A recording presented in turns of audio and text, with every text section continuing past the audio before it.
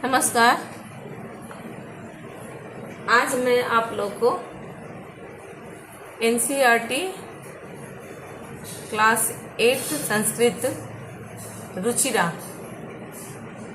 का 5वां पाठ कंटकनेव कंटकम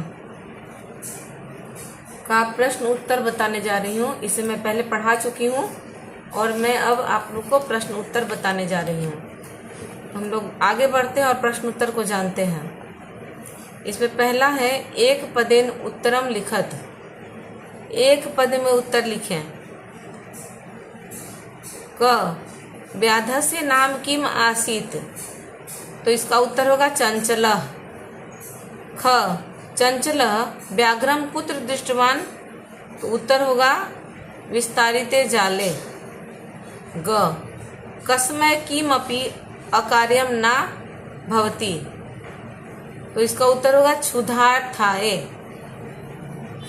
घ बद्री गुल्मा नाम पृष्ठे का नीलिना आसीत, तो इसका उत्तर होगा लोमशिका। अंग सर्व किम समीहते, तो इसका उत्तर होगा स्वार्थम। च निस्सहायो व्याघ्र किम याचत प्राण भिक्षाए। अब हम लोग बढ़ते हैं दूसरे प्रश्न की ओर। पूर्ण वाक्य में उत्तर देना है। इसमें क्या करना है? पूर्ण वाक्य में उत्तर देना है। क चंचलेन बने किम कृतम, चंचलेन बने जालम विस्तारितम। ख व्याघ्रस्य पिपासा कथम शांता अभवत, उत्तर होगा व्याघ्रस्य पिपासा नद्या जलम पीत्वा शांता अभवत। ग जलम पीत्वा व्याघ्र किम अवदत, तो उत्तर होगा जलम पीत्वा व्याघ्र अवदत सांप्रतम बुभुक्षितो अस्मि इदानीम अहम त्वाम खादिष्यामि। घ चंचलः मातृस्रवः स्वसः इति काम संबोधितवान, तो उत्तर हो जाएगा चंचलः मातृस्वसः इति लोमशिकाम संबोधितवान। अंग जाले पुनः बद्धम व्याघ्रम दृष्ट्वा व्याधः किम अकरोत्, उत्तर होगा जाले पुनः बद्ध व्याघ्रम दृष्ट्वा व्याधः प्रसन्ना भूत्वा गृहं गतवान। तो ये प्रश्न उत्तर हो गया। अब हम लोग आगे बढ़ते हैं और तीसरे प्रश्न की तरफ बढ़ते हैं और देखते हैं इसमें क्या कहता है। अधोलिखितानि वाक्यानि कह का कम काम प्रति कथयति, कौन किसके प्रति कह रहा है इसको यहाँ दर्शाना है। यहाँ कुछ वाक्य लिखे हुए हैं, उसको कल्याणम, जैसे यहाँ पर पहले यथा में देखते हैं। पहले इदानीम अहम त्वाम खादिष्यामि, तो यहाँ पर व्याघ्र बोल रहा है, बाघ बोल रहा है व्याधम प्रति, मतलब बाघ बोल रहा है जो शिकारी होता है उसके प्रति। अब क में हम लोग आते हैं कल्याणम भवतु ते, तो व्याघ्र बाघ बोल रहा है व्याधम प्रति, मतलब शिकारी के प्रति। जना मई स्नानम कुर्वन्ति, ये नदी की जल बोल रही है व्याधम प्रति, मतलब शिकारी के प्रति। अहम त्वत्कृते धर्मम आचरितवान त्वया मिथ्या भणितम, ये जो वाक्य है यह जो है शिकारी बोल रहा है व्याघ्र के प्रति, व्याध व्याघ्रम प्रति, मतलब शिकारी बोल रहा है बाघ के प्रति। घ यत्र कुत्रापि छेदनम कुर्वन्ति, यह बोल रहा है वृक्ष, पेड़ बोल रहा है व्याधम शिकारी के प्रति। संप्रति पुनः पुनः कूर्दनम कृत्वा दर्शय,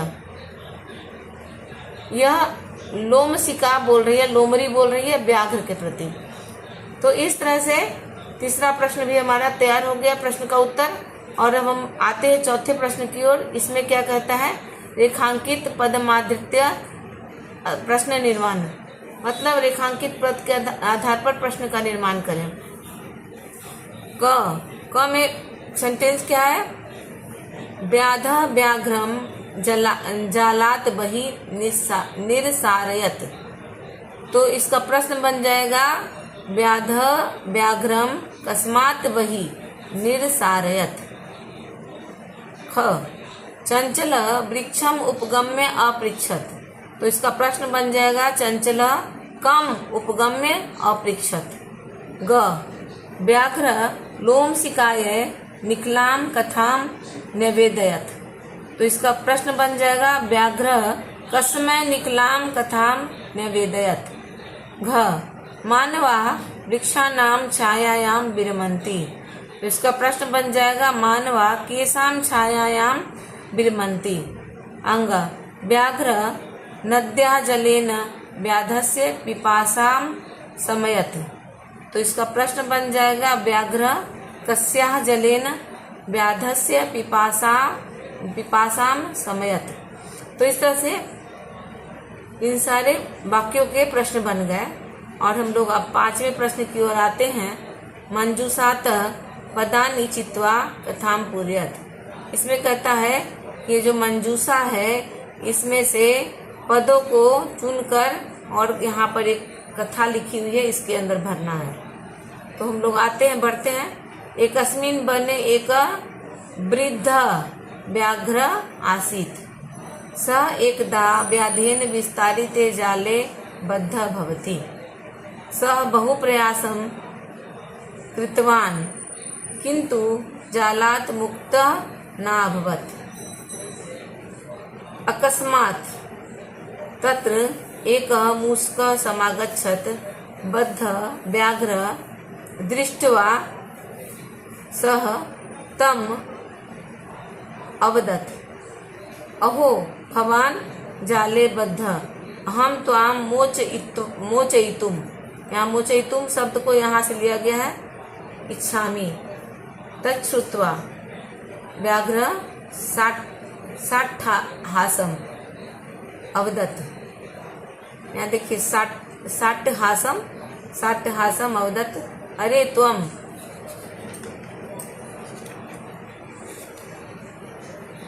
क्षुद्र जीव मम सहायं करिष्यसि। यदि त्वं मां मोचयिष्यसि तर्हि अहं त्वां न हनिष्यामि। मूषकः स्वकीयः लघुदन्तः तज्जालस्य कर्तनं कृत्वा च व्याघ्रं बहिः कृतवान्। ये भी जितने पद हैं सारे मंजूषा से लिए गए हैं। अब हम लोग आते हैं 6ठे प्रश्न की ओर। यहाँ क्या कहता है? 6ठा यथा निर्देशम उत्तरम। यहाँ क्या निर्देश देता है उसके अनुसार यहाँ उत्तर देना है। क सह लोमशिकाय सर्वाः कथां निवेदयत्। अस्मिन् वाक्ये विशेषण पदम किम? तो यहाँ होगा सर्वाः। ख अहम त्वत्कृते धर्मम आचरितवान्। अत्र अहम इति सर्वनाम पदम कस्मै प्रयुक्तम? तो ये हो गया व्याधाय। ग सर्व स्वार्थ समीहिते। अस्मिन् वाक्ये कर्तृपदम किम? तो यहाँ हो जाएगा सर्व, ये कर्तृपद हो गया। घ सा सहसा चंचलम उपसृत्य कथयति। वाक्यात एकम अव्ययपदम चित्वा।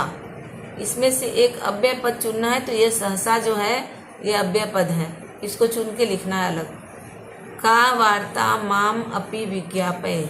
अस्मिन् वाक्ये क्रियापदम किम? क्रियापदस्य पद परिचयमपि लिखत। विज्ञापय ये हो गया क्रियापद और इसमें वि उपसर्ग ज्ञा धातु है, लोट लकार मध्यम पुरुष एक वचन है। तो इस तरह से ये प्रश्न का उत्तर तैयार हो गया। अब हम लोग 7वें प्रश्न की ओर बढ़ते हैं। इसमें कहता है उदाहरणानुसारम रिक्त स्थानानि पूरयत। उदाहरण के अनुसार रिक्त स्थान को पूरा करना है। तो यहाँ एक वचन द्विवचन बहुवचन है और इधर प्रथमा और जो भी लिखा हुआ है विभक्ति। तो मातृ का माता मातरो मातरा हो गया। उसी तरह से स्वश्री का हो जाएगा स्वसा स्वसारो स्वसारा। मातृ का तृतीय में हो जाएगा मात्रा, मातृभ्याम, मातृभि। उसी तरह से स्वश्री का हो जाएगा स्वस्रा, स्वश्रीभ्याम, स्वश्रीभि। स्वश्री सप्तमी स्वसरी, स्वसरो, स्वश्रीसु। उसी तरह से मातृ का मातरी, मातरो, मातृसु। स्वश्री षष्ठी स्वसु, स्वस्त्रो, स्वश्रीनाम। उसी तरह से मातृ का हो जाएगा मातु, मातरो, मातृनाम। अब हम लोग आते हैं इसके सातवां का आ, धातु प्रत्ययम च लिखत। धातु और प्रत्यय इसमें लिखना है। पदानी धातु प्रत्यय है। गंतुम, गंतुम का हो गया गम धातु, तुमुन प्रत्यय। उसी तरह से द्रष्टुम का दृश धातु, तुमुन प्रत्यय। करणीयम क्री धातु, अनियर प्रत्यय। पातुम पा धातु, तुमुन प्रत्यय। खादितुम खाद धातु, तुमुन प्रत्यय। कृत्वा क्री धातु, अक्त्वा प्रत्यय। तो इस तरह से ये सारे प्रश्न उत्तर आपके तैयार हो जाएंगे। आप अपने कॉपी में इस नोट्स को लिख लीजिएगा और उसके बाद इसको याद कीजिएगा, क्योंकि परीक्षा का समय नजदीक आ रहा है।